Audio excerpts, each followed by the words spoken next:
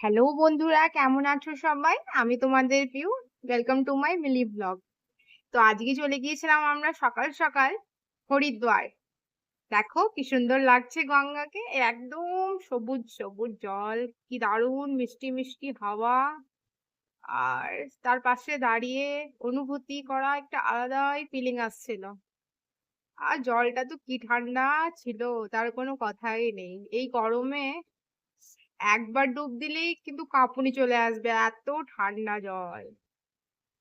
তাই একটু দাঁড়িয়ে দাঁড়িয়ে আমি হাওয়া নিচ্ছিলাম গঙ্গার, আর খুব ভালো লাগছিল পাশে দাঁড়িয়ে।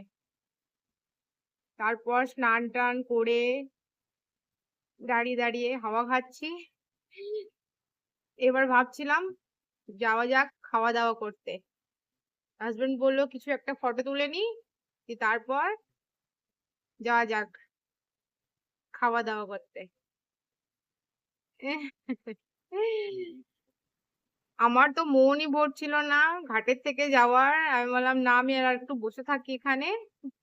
তারপর চলে গেলাম এখানকার মোহন ভান্ডার করে একটা জায়গা আছে, সেখানে মানে ফেমাস আলু পুরি পাওয়া যায়। সেজন্য হাজবেন্ড বললো যে চলো ওখানে যাই, ঘাটের কাছেই, খুবই কাছে। গিয়ে বসলাম, আর বসে বসে দেখছিলাম যে কি দারুণ সেল। আর যখন চলে এলো, এই দেখো, পুরি আর আলু আর এই ছোলা, খাওয়া দাওয়া করে বেরিয়ে পড়লাম কিছু মিষ্টি খাওয়ার জন্য। তো এই দেখো, আমি নিয়েছিলাম রাবড়ি কুলফি, আর আমার হাজবেন্ড নিয়েছিল ফালুদা কুলফি।